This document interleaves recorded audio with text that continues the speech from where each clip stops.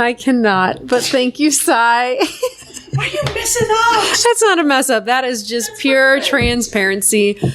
Welcome back to another episode of The Doggone Truth About Rescue. If you could not tell already, tonight's episode is about cats. Finally, for all of our cat and kitten lovers out there, this episode is dedicated to you and all of the cats still in need of a forever home, foster, or adoption through Always and Forever and any other rescue for that point, because I feel like they are often forgotten about.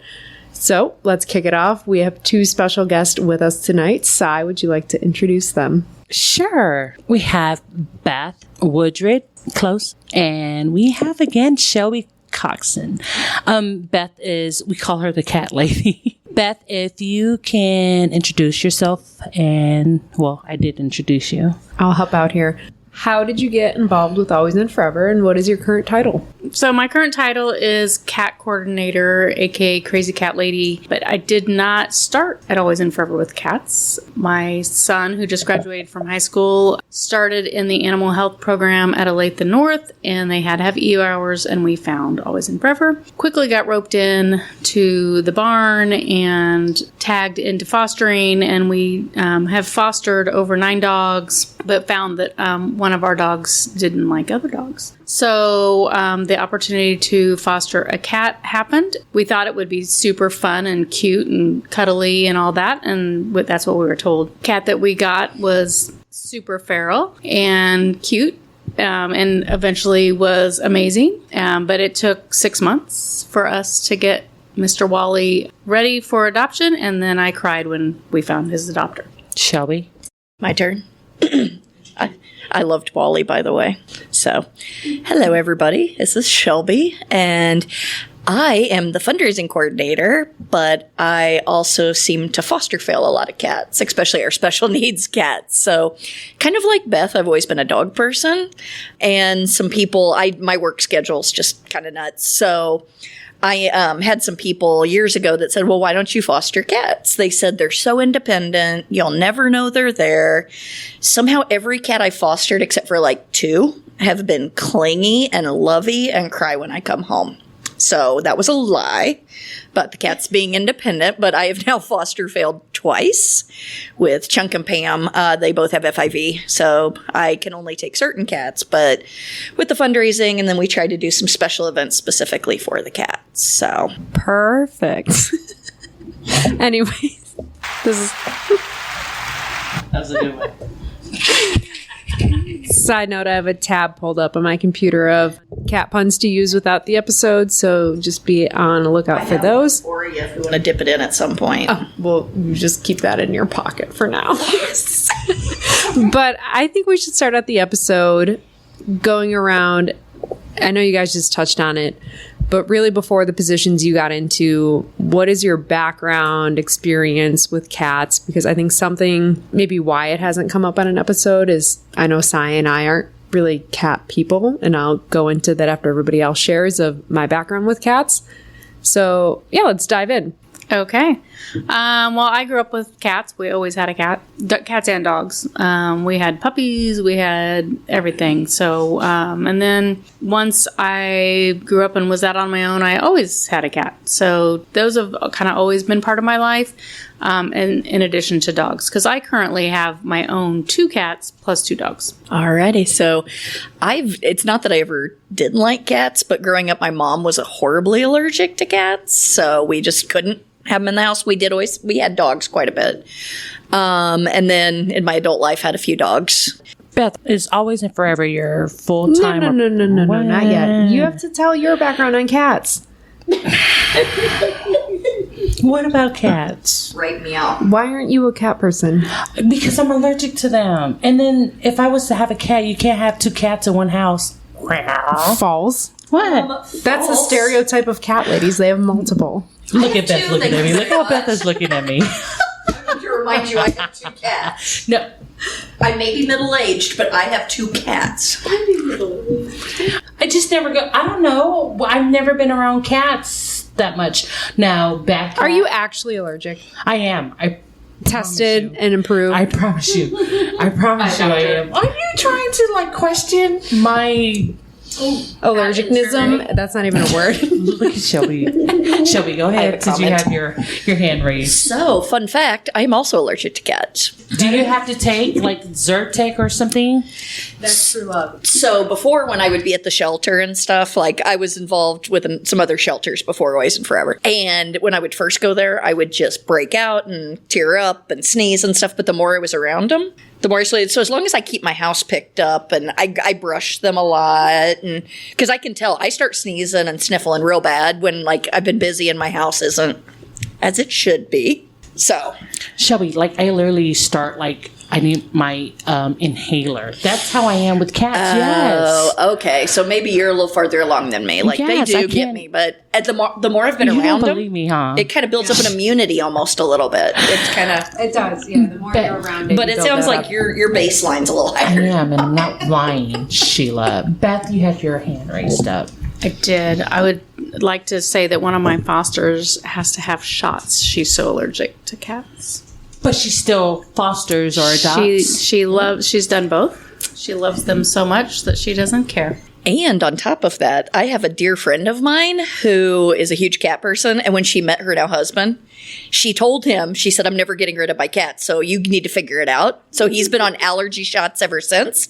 And they have been married, oh my gosh, I don't even remember, 20 years? If he wanted to, he would. They've been married for a long time. I'm just going to share my background on cats and why I'm so hesitant. Please do, so you To can it? leave me alone. We had a cat growing up in my family. One, Rosie. She was black and white. I'll never forget. And she would attack my brother. Fred, I know you won't listen to this. While he was sleeping. Like, unprovoked, would just attack my brother. And so we finally had to get rid of Rosie because he would wake up with like scratches and everything. So that's the first part of why I'm not technically a cat person. Second part, grew up with horses and farm, whatever. So we had barn cats all the way around. One day, the animal lover that I was at the time, a little kitten was like stuck behind something. So I went to grab it to like save it. And it bit me, and then it ran away. And then I had to get a series of rabies shots. Let me tell you, doctor's office, 2 nurses, 2 shots, 2 butt cheeks. I've heard those are not fun. No. And then you have to go back for the set of 7. And then I had to miss out on a family vacation to Tennessee, all because of a kitten. It didn't hate you. It was just scared. Those It was were my 2 scared. interaction with cats. So ever since...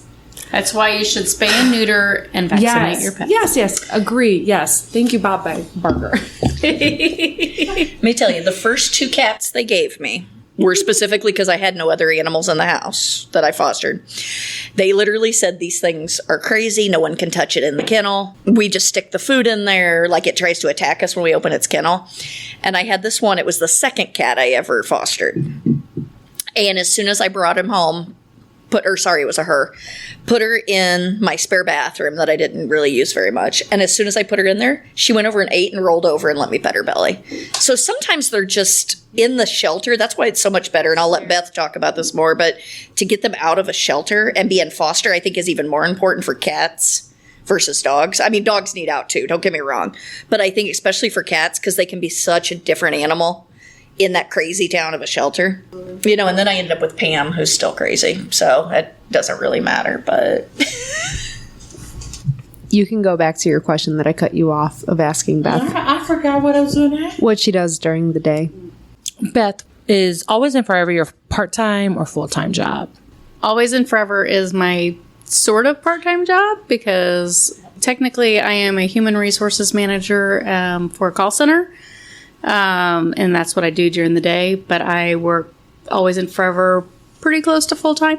In addition to that, the cat program has grown and we work really hard to try to save as many as we can. We appreciate that. Last week we had Jen on and she was talking about what's happening in Wichita and that cats are also involved in that. Before we get into that estimate number, how many cats are currently within Always and Forever, either fosters or available for adoption? Right now it is the middle or towards the end of kitten season, so we tend to have a... Not to interrupt you, Jen said we were supposed to ask about what kitten season was. So if you could also go into describing that. Okay. So I'll back up a little bit. I never knew there was such thing. Never knew there was such thing.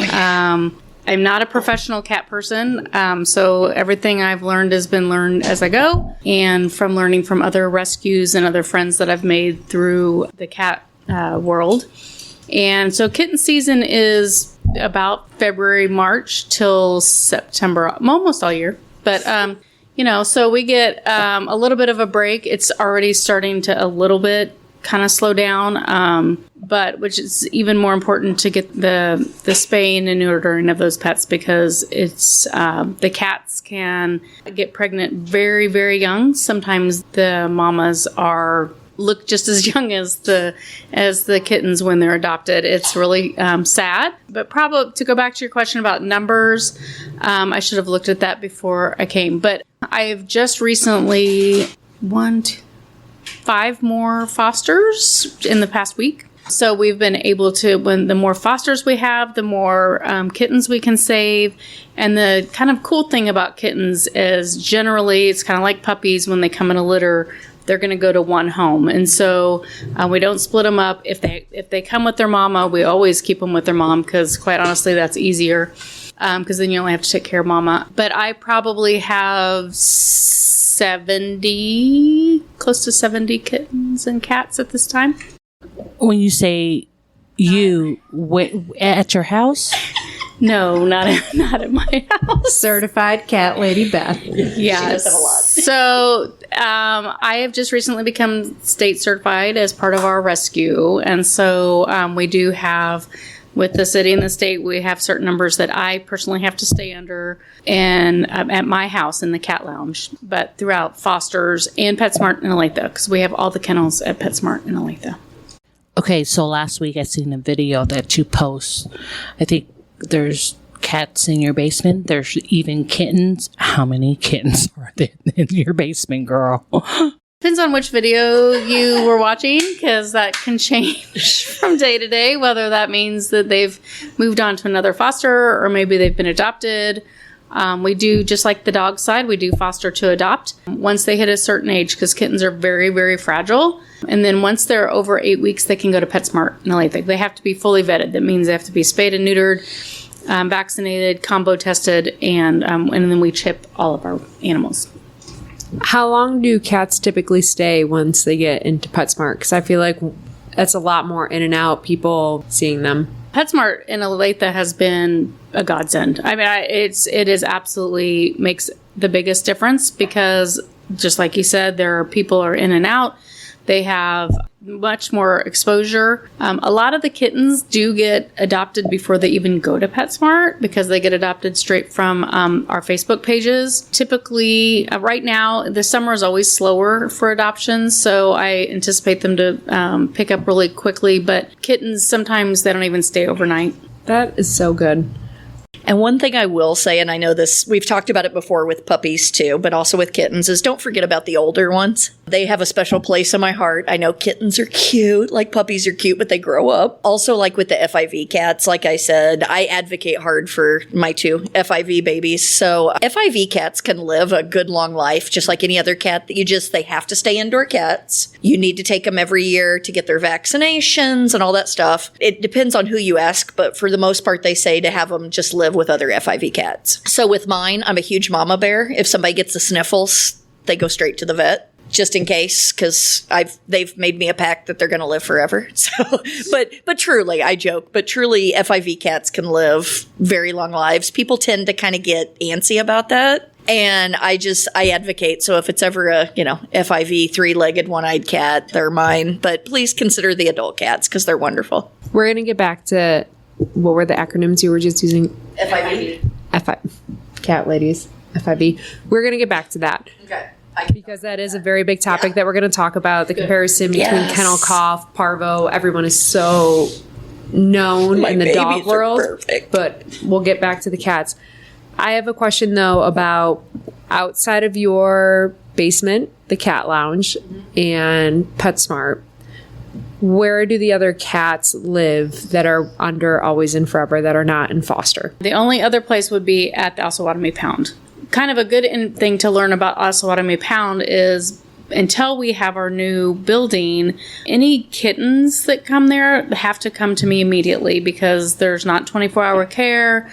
the kennels are not created for that small of a creature, because some of those kittens are very, very tiny. You know, they could be 5 ounces, and they won't survive. Dina, the manager of the pound, will reach out to me and we'll figure that out. And We've heard stories. We had them on for an episode, and the one feral cat that was loose, we've heard stories about the feral cats at Osawatomie Pound. I also learned how to say that during that episode, but continue. yeah, and then they also get, so I think what's interesting there too is we do, like Shelby was saying, is the adult cats are just as important, and we do get strays there at Osawatomie, and once they are fully vetted straight from Osawatomie, what happens is a vet driver will take them to the vet, they'll get spayed, neutered, whatever they need done, and then I will pick them up and take them to PetSmart, because truly for the adult cats, PetSmart is what is important for the adult cats. How many cats does PetSmart hold at a time? It depends on if there are kittens, because then they can go in one kennel. Adult cats, generally we put them all one in each kennel, and there are 8 kennels there. Thank you for the clarification. Let's get back to the diseases for cats. Because I always see the post of the puppies with parvo, kennel cough, things that they can overcome. But when it comes to cats, and I hear these acronyms that you say, tell us more about them. What are the symptoms? How can they be prevented? And are the cats still adoptable when they have them?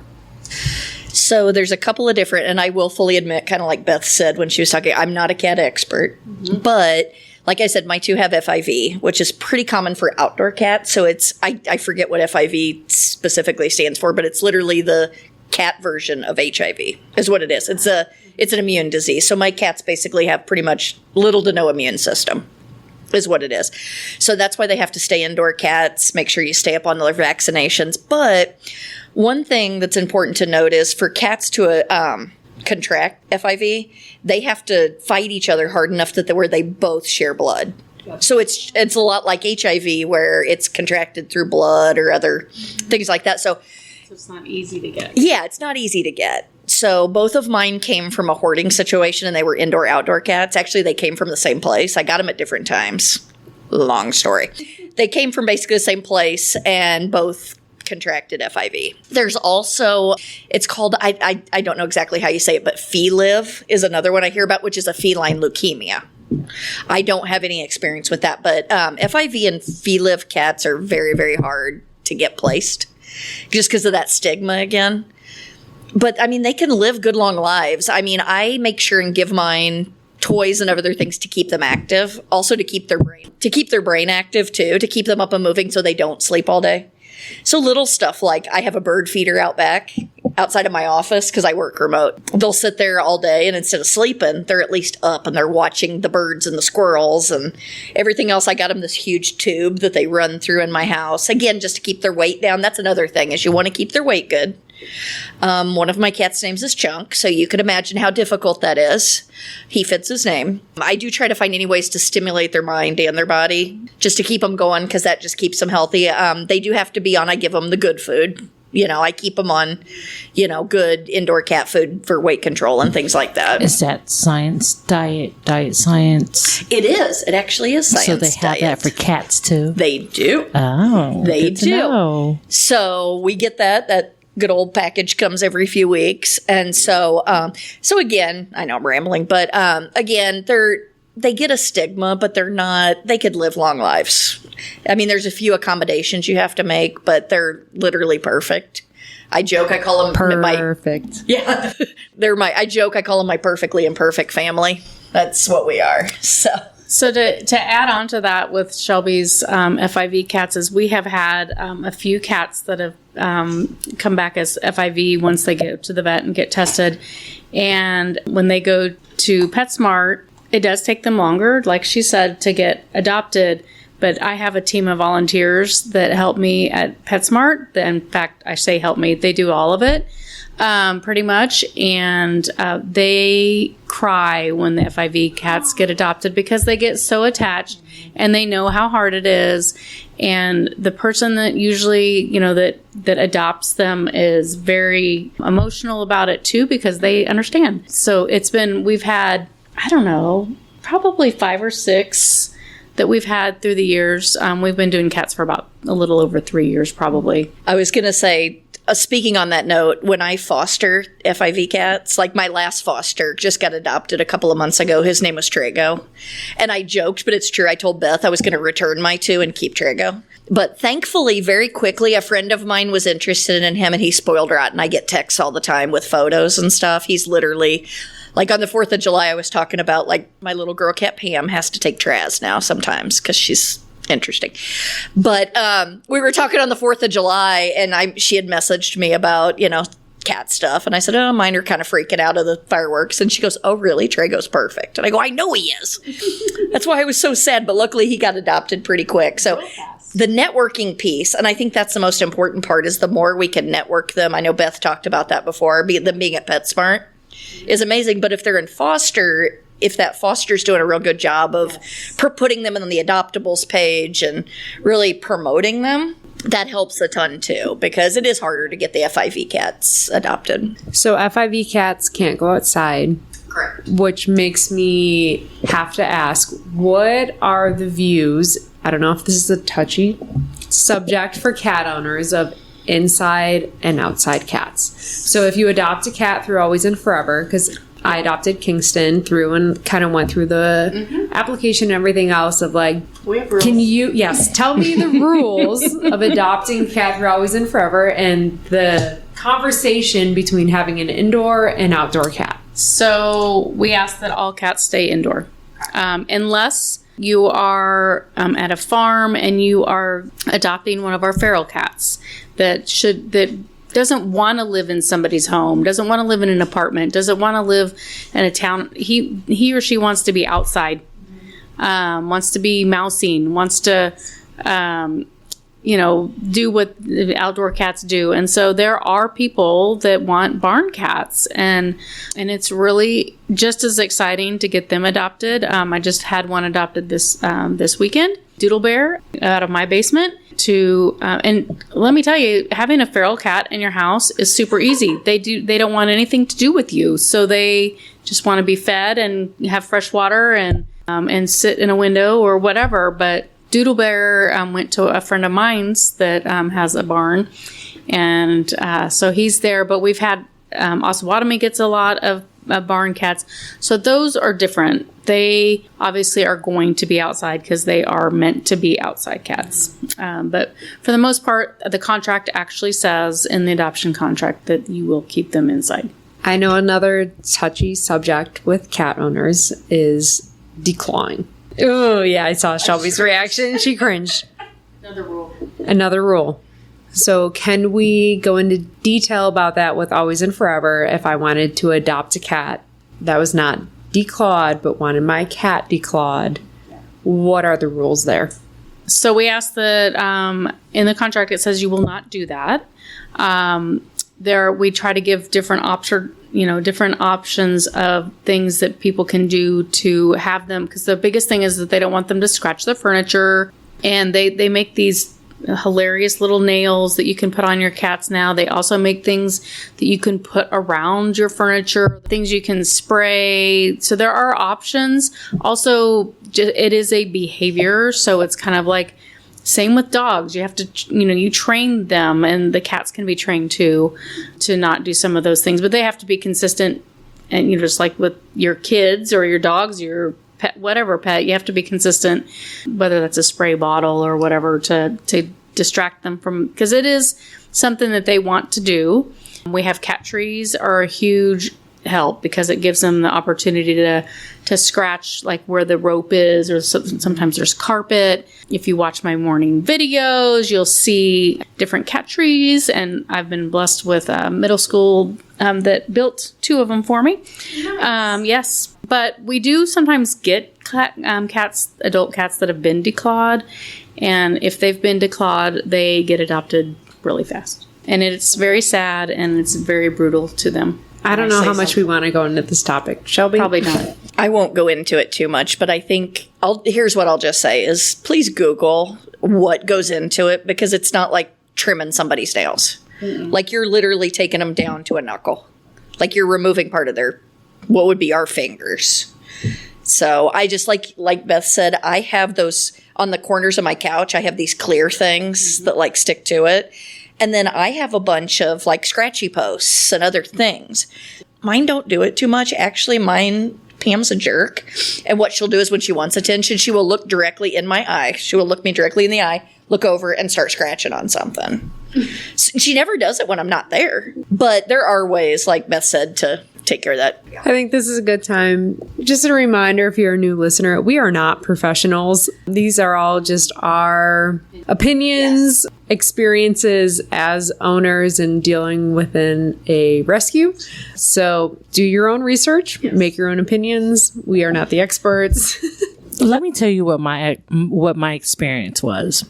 My experience learning about cats since TikTok came around, I must have gotten the bad end of the cat TikToks, because every TikTok that I seen are cats being just being rude and want to scratch people's faces off.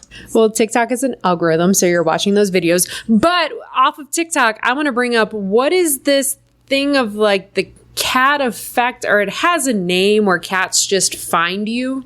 Shelby, please help us out here. I love how Shelby just races. I keep racing you know what I'm talking about. It's called the cat distribution system. And it is a real thing. Please explain what the cat distribution is. I can tell you the perfect example of this. So basically, you don't choose a cat chooses you. Oh, really? 100%. Yes, 1,000,000%. So I've had certain cats I fostered and other things. I did not choose them, but they chose me. So you'll see either if they find it outside, whatever it is, that's the cat distribution system, which you got to watch different TikToks, like she said, because there's a lot of, if anybody needs TikTok recommendations on good cat TikToks to watch, Beth and I send each other cat TikToks all the time. Well, this just happened to my brother, sister-in-law, and niece. They have a small farm in Tennessee, and I went back for the 4th of July, and a cat decided, I think they named it Barney because they weren't sure if it was a boy or a girl at the time, until it had a litter of 6 kittens, because it chose them to have her litter at. So now all of a sudden they have 6 kittens in their chicken coop in a separate area that they're raising. But I'm like, no, that cat chose you to feel safe enough to have its litter with. And they did the appropriate steps. Shout out to my sister-in-law, Gail. Paid the $35 to have the shots spayed, neutered before they're given out for the rehoming fee. So that's all she's asking for. But anyways, but yeah, the cat chose them of like, this is where I'm going to have my litter. So one of my most favorite stories of the cat lounge is she's probably 5 years old, and her dad came to, she had exactly the kitten that she knew what she wanted. We had a little white kitten, and that was going to be, it was a boy. She was going to name him King. She even had his name picked out, and she sat down on my floor, and another kitten that wanted nothing to do with anybody else went up into her lap, curled up, and went to sleep. And it was not King. It was not the white little kitten. Her dad goes, have you decided? And she goes, well, and I thought this was so amazing for a little 5, maybe 6-year-old. She goes, well, I think this kitten chose me. And I was like, oh my gosh, I think, and she's like, I go, but the little kitten, that's a girl. And she goes, still is a King. So she still named it King. And that's the kitten she got. Agree with all this. If I were to apply to foster or adopt, is there a limit on how many cats can be in a home at a time? And my mind's going to go with dogs, of dog friendly, dog aggressive, dog selective. How do you gauge that with cats? So it's almost identical.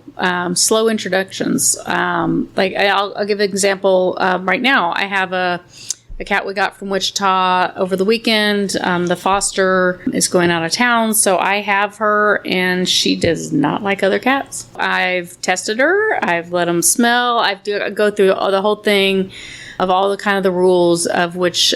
Do you have oven mitts on when these introductions happen? No, I probably should. I have been bit. It does hurt. But actually, my first cat bite was from my own cat when we had a foster dog. So it was not fun. Yeah, slow introductions, whether that's having them in a separate room so they can smell each other under the door. Sometimes it takes a week. Sometimes it takes a month. It's just like dogs. I mean, not all of us like each other immediately. Sometimes we don't ever like each other. It's very similar to people. Can't all be friends. We can be cordial, but cats probably aren't going to be cordial. They hiss and they swat. What we tell people, whether it's they have dogs or cats, because people always want to know, is this cat dog friendly? Is this dog cat friendly? Like, we see it on both sides. How do you send a cat into a home with dogs, not knowing if the dog is okay with cats? I could add to that story. So my second foster, Pam, the reason I ended up with her is because she did get adopted out. And the people that adopted her said their dog liked cats. And that didn't end up being the case. So, and I don't know what kind of intros happened. I was not involved in that. But yeah, I 100% agree with Beth. You have to give them time. And that's a little bit of a hiccup at my house because my house is perfect for me, but it's small. And I don't have a lot of space to separate them. So Beth and I, or Dina, or whoever it is, we have to have a lot of conversations and ensure that it's a pretty chill cat. So like I talked about Trego earlier, literally the best cat ever. Pam was never mean, but she would just hiss at him for no reason. And he would just walk by like, okay. I guess we can use Bianca, Jen's cat, B, as a great example. Like, B came in and was just... I'm just going to say, if you don't follow the chronicles of Jen and Bianca, you are missing out on free entertainment. Right. It's my life to make that cat love me. Yeah. She's cool with me until I try to leave, and then she tries to attack my leg. Yeah, She was purring on my leg for 5 seconds and then started beating me. Yep. Yeah, so B, didn't like anybody, not even Jen. Mm. But over time, when you watch the videos on Facebook...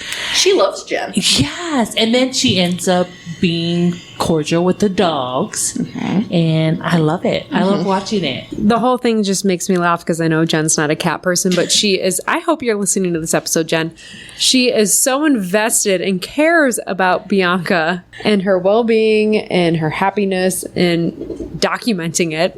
Well, that's like, to add to that, technically the first cat we ever had at Oisin Furever is Bad Cat. Right. I mean, if you really think about it, Bad Cat, R.I.P., Bad Cat, the name was appropriate. And we've talked about Charlotte before. Oh, Charlotte was perfect. But yeah. Charlotte was Jen's second cat after Bad Cat, right? It was Bad Cat, Charlotte, and now it's B. Yeah, Bad Cat, if you really want to get technical about it, was the first Oisin Furever cat. No, yes, Bad Cat was, because you remember when we went to go paint when Jen first turned the horse, what is it called? Barn. Oh, horse barn. And Jen, okay, hold on. Remember when Jen... This is why edits happen. Oh, I'm keeping this all in there. Blooper reels, right? Okay, hold on. Shh. Because you remember when Jen had first transitioned from the horse barn to the dog sanctuary, Bad Cat was around, right? I think so. No, I don't think so. Bad Cat was around. Bad Cat came around pretty early. Don't quote me. I don't remember when. Bad Cat was there when I started May of 2019, which was a year. We were there 2018. 2018. Bad Cat was there 2018. Okay. We should just call Jen. She wouldn't answer. No, because she will take up this whole episode. You're right. Okay, we have more important topics to get to outside of us speculating on when Jen got Bad Cat. One of the things we are very interested about, and Jen brought it up on our last episode. If you haven't listened to it, go back. The biggest challenges with you two being so invested in cats and how quickly people are to dismiss their lives if they're not adopted and fostered in this amount of time, how quickly they can be euthanized. And I'm not saying dogs are different, but I think there's not as much of an impact to some people if it's just a cat compared to a dog. How does that affect you? What are your views on that? The reality of it all? And I don't know how else to word it, but you know what I'm talking about. If cats are just easily disregarded more so than other animals. Whoever wants to go first on this. I would say it's hurtful, it's emotional, and they're living creatures too. So why they are dismissed so easily is beyond me. But I think you just have to keep powering through it, because are they forgotten at many rescues, at many shelters, many pounds? Yeah, absolutely. Most of the resources seem to go towards the dogs, and I love dogs. I have 2 of my own. I adore them just as much as I do cats. My world is cats, so finding a balance of being able to save them at the same, with the same support as the dogs do is very challenging. I have made many contacts, not just out in Wichita, here in Kansas City, some out in Missouri, lots of people that I can reach out to. We work together, we learn together, we do freedom drives. I mean, it's a very similar world to the dogs. It's just not as well known. Yeah, I was going to say, again, not a cat expert, so don't quote me on this, but cats can have so many more litters than dogs can. And so, like, if a cat is not fixed, I mean, it can just, there can be so many kittens. And like, I know the part of town I live in needs a lot of help with it's called TNR, which is trap, neuter, and release. And so there's a lot of outreach programs and other things like that really try to keep that cat population down. And so just anyways, people can help, even if you're not a cat person or can't have cats for whatever reason, like in your local area, supporting TNR and supporting other outreach efforts. Like, that's how I really got started a billion years ago. I won't say how long, with some other rescues, was doing outreach. And a lot of it was dogs and cats. And that really opened my eyes to just how many cats are out there that need that. Because, and Beth can correct me if I'm wrong, but it's my understanding that even cats can have like more than one litter, like at the same time. Like, they can literally be pregnant by multiple male cats at the same time. So when you think about, and again, I know, sorry. Mind blowing. Yeah. So, I mean, that's important to think about, just a cat. And again, I would encourage people to look up and Google it, because one cat can produce so many more kittens than, say, a dog can puppies. So when people don't get cats fixed, and I think Beth talked about it earlier, it's a pretty inexpensive thing. Like, if you had some cats in your neighborhood, there's a lot of resources out there where you can contact them. They will give you a, not a kennel, what's the word I'm looking for? A trap. You can get them, you can take them to some local folks and get them fixed. They clip their ear, or they'll also put a little tattoo basically on their belly. So if you see them out and about, if you ever see, this is a good thing to note, if you ever see a cat that's got a little triangle clipped out of their ear, you know they've been TNR'd. Also, sometimes you can look and see. For us new cat people, what is TNR? She hasn't been listening. Trap and neutered. Yeah, trap, neuter, release. Release. Don't be blasting me on the podcast. Yeah, it's okay. It's okay. So yeah, there are good things about these cats too. Mm-hmm. We just needed them to not keep reproducing. Yes. So if you happen to see a stray cat in your neighborhood, if you see that little triangle on their ear, or if, I know sometimes with cats, you can't really just pick it up and look at its belly. No, I learned that when I was 12 years old. Yeah, so they get a tiny little, it's usually blue or green, and they get a little tattoo on their belly. But the ear clip is the best one to look for. Another good thing to say about the spaying, the reason they tattoo dogs too, is because the only way to tell if a dog or a cat has been spayed is by opening them up. So they'll have to have surgery no matter what. If we're going to go to spay them, if they don't have the tattoo, we can't see that they've been spayed. The vet still has to open them up. They still have to perform surgery. Now, they'll just open them up and close them. In order to spay them, they have to have the tattoo. That way we can save the poor kitties to go through that. So with all this happening and cats, knowing the signs, how do you handle your emotions and contain the amount of cats that you bring into your life? So I think that is I think all of this can tie between whatever pet you have, whether you like snakes, whether you like rabbits, whether you like cats or dogs. I think, number one, there are rules in many cities that require you to stay under a certain number. It is hard, and I never realized it until there have been a couple of cats that have come through my home that are really hard to let go. But the thing I tell my fosters and anybody else is, especially in the foster and rescue environment, is if you adopt every foster you have, you are restricting yourself from fostering and saving others. So it's really important to know that if you... I failed at that. I adopted my second foster. Are you trying to tell me I need a foster cat? Yes. You're allergic. Get a shot. Continue, Beth. But I can add to that. They do say, there's a quote I hear a lot, that fostering saves 2 lives because it saves the life of the animal you're fostering and it opens up a space in the shelter. Absolutely. I absolutely agree with you. So that's, everybody always talks to me about I have a lot of friends that always jokingly, and I know they're joking, but they're always like, well, you have to keep them. You can't let them go. You have to keep them. And I'm like, hey, so mind you, I live in a 1,000 square foot house. I can only have so many. Pam's not the easiest to live with, so I can only have certain fosters. So that's what saves me, honestly. Wait, you only have 2 cats? Only got 2, then Beth, fosters. she needs another one. Well, she asks all the time. I do. I always say if there's a very chill right cat, they have to be super chill and laid back, and they have to be FIV. Do you think Jen can get another cat with B? I don't think Jen wants another cat. She's a 1-cat household. So listen, I think B has done great with her, and she has done great with B, right? B has found the home that she needed with the openness of Jen. There are a limit of cats that a foster can have in their home at a time. I've not created a number. We've gotten close. I've had to have conversations because I think it's a health issue at some point. Specifically with cats, dogs, I think just logistically sounds like a nightmare, but cats, you have litter boxes. It's just a different thing, and you have to keep up on that and be sanitary. And my biggest thing is I don't want somebody to walk into my house and know that I have a cat lounge in the basement, and because they can smell it. That is one of my biggest fears. Same. That's very fair.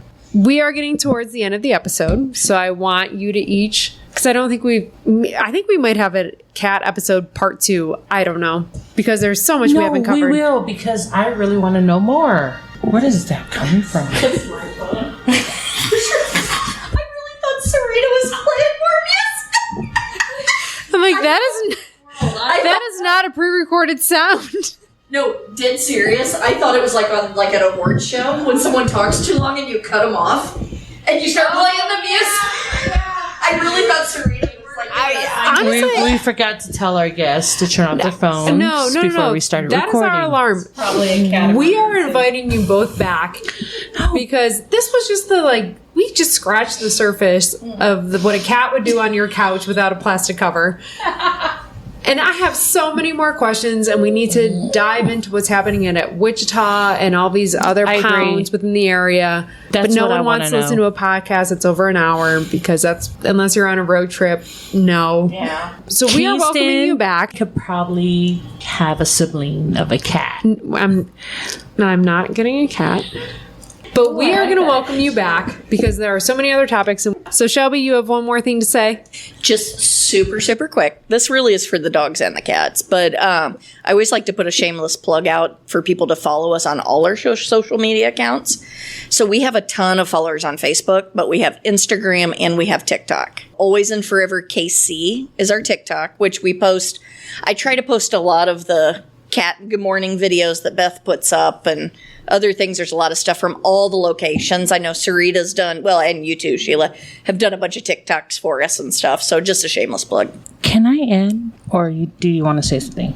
You can add whatever you want. You're a co-host. I know, that's right.